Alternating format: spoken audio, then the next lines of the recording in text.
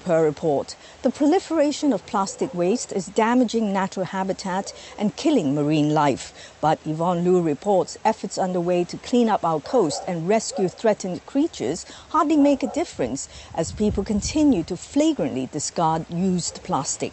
How about you fill this up with the bright red? Lena Klaus, an environmental artist, is killing two birds with one stone. I saw so much waste here in Hong Kong on the beaches, and one way of getting over this total shock, what mankind is doing to nature, is to create artwork from discard cleared from beaches such as this one in Mui Wo. I don't go to beaches that are cleaned up. This beach was not maintained, so there was a lot of waste. Food and Environmental Hygiene says it will act on complaints about any substantial pollution of beaches. Looking into the vegetation and into the undergrowth, so much waste is trapped there through the wind and the waves, and especially in the typhoon season. Lena continued on with her profession as a fashion designer when she and her family first moved here from Germany 7 years ago. But 2 years in, she had a change of heart and switched to environmental art after seeing all the waste across Hong Kong. Our environmental consciousness in Germany is very high. So coming to Hong Kong, I started at a different level for the people. But we are slowly getting that. You love the nature when you want to protect it. Her forte is color-coordinated installations. I end up finding the same things very often. Being an artist, I saw the waste, but I also saw the colors. And I use the sand as my canvas. All the installations that I do on the beach, they are temporary. The only thing that I take is a photograph in the end. It's quite spectacular, and it's amazing what you actually find. Coming from New Zealand too, I'm not saying we're spotlessly clean, but it's quite a shame to see beaches covered in litter here. And most people in New Zealand have been brought up to respect the beaches, to take care of the ocean.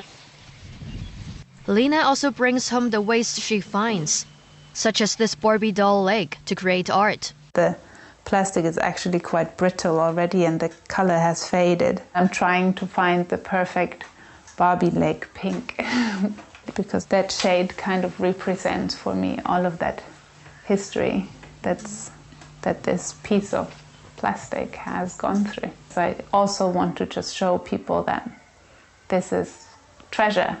This painting is called Broken Dreams because it looks beautiful. People look at waste. This is a little ring to blow soap bubbles like this. This one goes between blue and turquoise range. Then these are sinkers from a fisherman.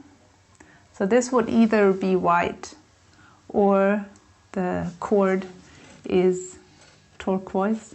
This is a dry leaf. This would go into the black section. I also use natural objects. They are not waste, but this is the very problem that man-made waste is mixed with the natural matter. Pak Kok Chun on Lama Island. Do not open this. It's got urine in it. We always find them. Toilet brush. British mom Jo Wilson has been living in Hong Kong for 2 decades. For 4 years now, her group Living Lama has been cleaning up this area they've dubbed Pebbles Beach.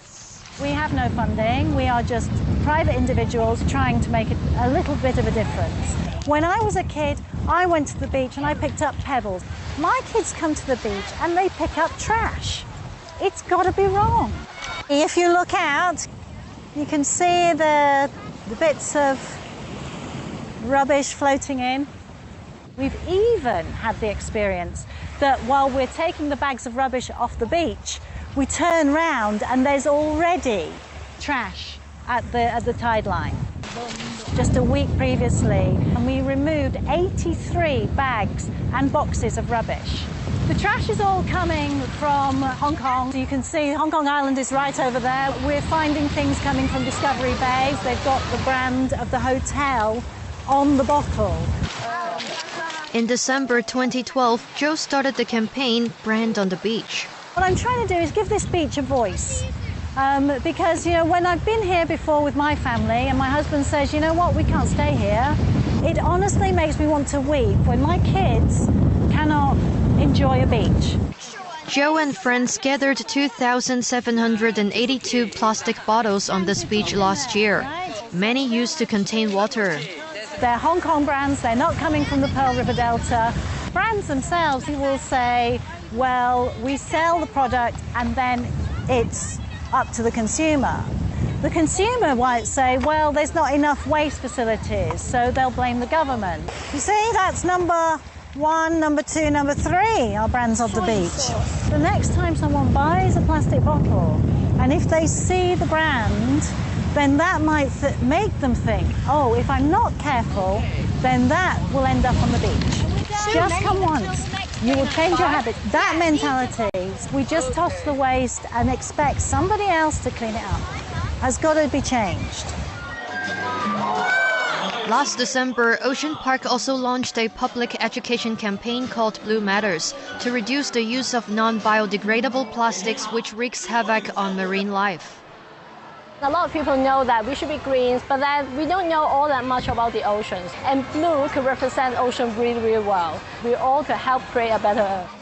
One of Ocean Park's main targets is bottled water. We had conducted surveys among our visitors. To my surprise, over 70% of the local visitors are bringing their own bottles. But the problem is that they may not trust the water dispenser. So the park has increased its number of dispensers to 9, with water that's double filtrated and sterilized. Throughout Hong Kong, a lot of the water dispensers are really clean. We hope that more Hong Kong people use the water dispenser and really want to target for behavior change. Ocean Park's campaign also incorporates information about plastic pollution in the sea.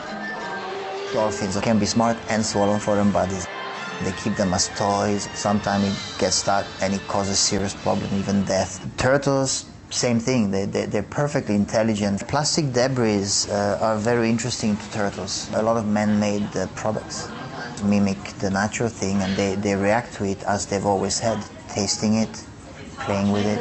Then once they have it in their mouth, it's often easier to just keep swallowing. It's a natural response.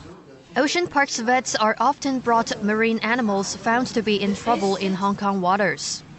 Since joining the park in 2005, Paolo has treated a wide range of them, including 24 sea turtles. 6 died. All of them had some plastic in them. Part of the treatment is to remove all those obstructions. So you put a tube down, you remove what's there, and you come out. It's quite invasive. The animals are in a fair amount of pain. This had a lot of rubber in her esophagus, stomach, and small intestine, and it was all coiled up, effectively blocking all food. It's very tough rubber.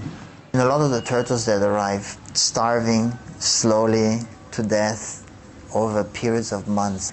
It's just horrifying. Most creatures treated at Ocean Park are released back into the wild. We always feel sorry because while we treat the turtle, we've done nothing to treat the environment. And they're only in that condition because we are here dispersing plastic. How many died out there? Millions? It's a drop in the ocean, yeah? We traced the trail of the horseshoe crab.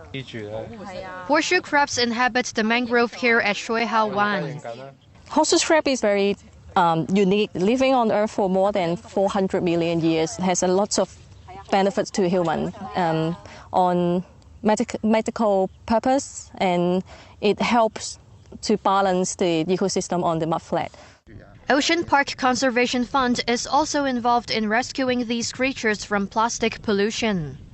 Within half an hour, we find about 15 horseshoe crab babies. This is the biggest one we have found today. So they seem to be living quite well here. But hidden, there are lots of threats still up here. High tides constantly wash an assortment of plastic waste onto the mudflats. The most worrying one is the fishing net, like this one. The horseshoe crab would get trapped in it, and it will be burned by the sun, dried up, and it will die. Plastic bags, nylon string, it's really hard to get it off.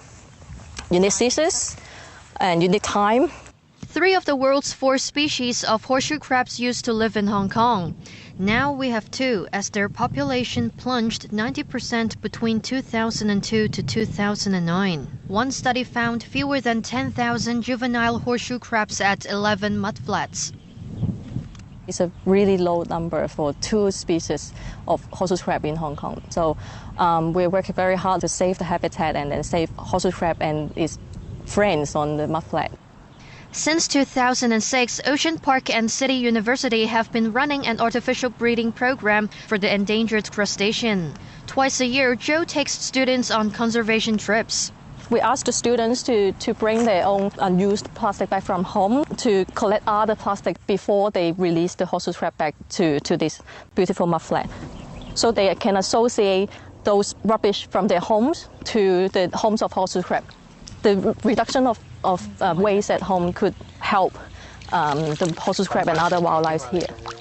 Plastic and other trash discarded into Hong Kong waters would end up here. In every high tide, the situation comes worse in summer because lots of visitors would leave plastic or other kinds of rubbish behind here.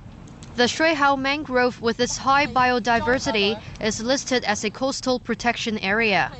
This is one of the last horseshoe crab juvenile habitat here in Hong Kong. We have clams here, lots of snails here, so we need to conserve this piece of mudflat.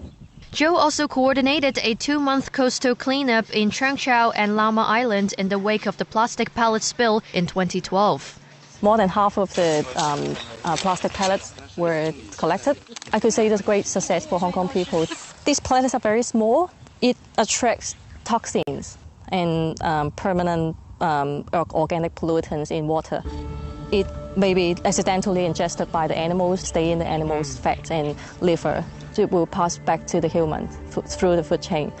After 2 years' time, we can still easily find those pellets. That means there's still work we need to do.